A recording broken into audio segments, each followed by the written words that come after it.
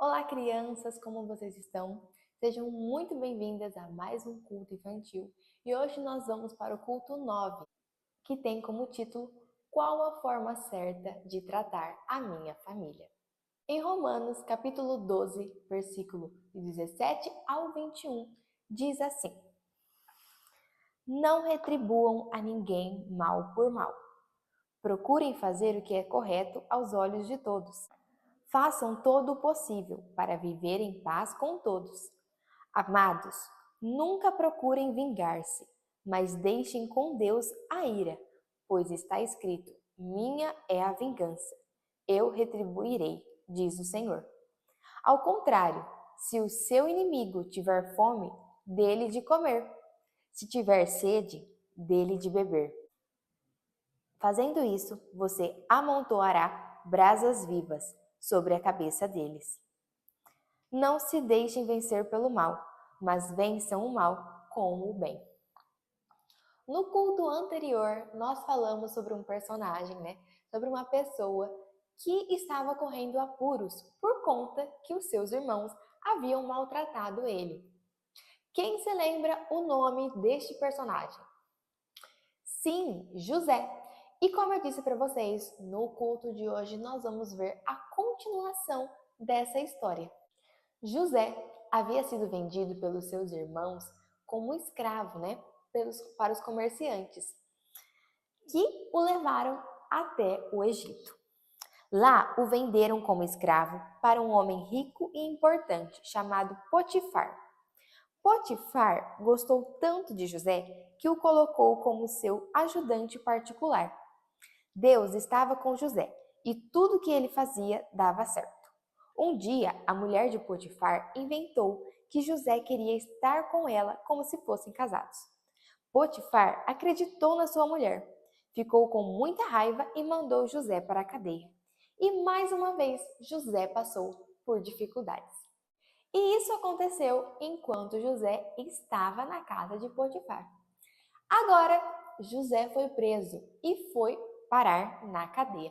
Então vamos ver o que aconteceu com José enquanto ele estava na cadeia. Mas José não desanimou, porque confiava em Deus e sabia que Deus o ajudaria ali na prisão. Deus abençoou tanto José que o carcereiro pediu que ele tomasse conta de tudo e de todos dentro da prisão. O carcereiro não precisava se preocupar com mais nada. Tudo que José fazia dava certo, porque Deus o abençoava. Deus deu a capacidade especial para José entender os significados dos sonhos. Certa noite, o chefe dos copeiros e o chefe dos padeiros do rei estavam presos e tiveram sonhos estranhos. José explicou o significado e tudo aconteceu como havia dito. O chefe dos padeiros foi condenado à morte e o chefe dos copeiros voltou ao seu trabalho, mas se esqueceu de ajudar José, que continuou preso. 2 anos depois, o rei teve 2 sonhos e ninguém sabia explicar o significado daqueles sonhos. Então, o chefe dos copeiros se lembrou que José tinha a capacidade de interpretar sonhos. Ele disse para o rei que mandou chamar José. Chegando lá, o rei contou o que havia sonhado. José interpretou que haveria 7 anos que teriam muita comida e a terra daria muita coisa boa.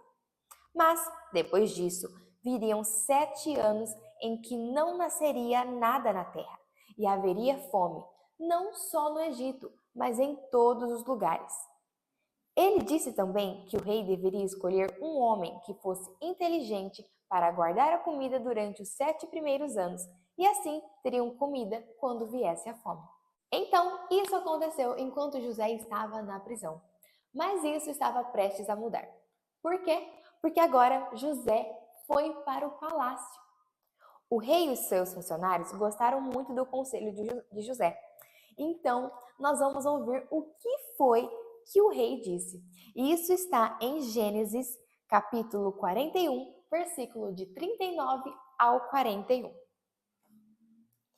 Disse, pois, o faraó a José: Uma vez que Deus revelou a você todas essas coisas, não há ninguém tão criterioso e sábio como você. Você terá o comando do meu palácio, e todo o meu povo se sujeitará às suas ordens. Somente em relação ao trono serei maior que você. E o faraó prosseguiu: entrego a você agora o comando de toda a terra do Egito. Então, agora José se tornou governador de todo o Egito. O tempo passou e tudo aconteceu como José havia falado. Não havia comida em nenhum lugar, somente no Egito. Por quê? Porque José era o governador e tinha guardado todos os alimentos, né? Os cereais e tudo aquilo que eles utilizavam para poder fazer alimento. Ele estava vendendo comida para os outros países. A família de José morava em Canaã. Vocês se lembram o nome do pai de José? Sim, Jacó. E quantos irmãos José tinha? Sim, 11 irmãos, né? Quando Jacó soube que havia cereais no Egito, disse a seus filhos: vão até lá comprar alimento, para não morrermos de fome. 10 dos irmãos de José foram até o Egito comprar comida. Então, agora José ia se reencontrar com a sua família. Afinal de contas, ele era o responsável, né, pela colheita, pelo alimento, pela distribuição do alimento, pela venda do alimento para os outros povos que vinham de longe até o Egito para comprar. Então, José com a sua família. Quando os irmãos chegaram, sabem com quem foram falar? Sim, eles foram falar com o governador. Eles se inclinaram para José, sem mesmo perceber que ele era o seu irmão. José os reconheceu, mas fez de conta que não os conhecia. E falou bem zangado: vocês são espiões! Vamos ouvir então o que eles responderam? Isso está em Gênesis capítulo 42, versículo de 10 a 11. Eles responderam: não, meu senhor. Teus servos vieram comprar comida. Todos nós somos filhos do mesmo pai. Teus servos são homens honestos e não espiões. Depois de alguns acontecimentos, José não conseguiu mais disfarçar e disse: eu sou José. Meu pai ainda está vivo? Os irmãos ficaram apavorados e nem conseguiam falar. José disse: venham cá e me deem um abraço. Sou José, o irmão de vocês, aquele que vocês venderam como escravo para o Egito. Não fiquem se sentindo culpados. Deus me mandou na frente de vocês para salvar as suas vidas. José mandou buscar seu pai e foi um encontro emocionante. O pai ficou muito contente ao saber que o seu filho querido estava vivo. José cuidou muito bem de seu pai e de seus irmãos e deu a melhor terra do Egito para eles morarem. José poderia ter maltratado seus irmãos, mas não somente os perdoou, como cuidou deles, dando o melhor para eles.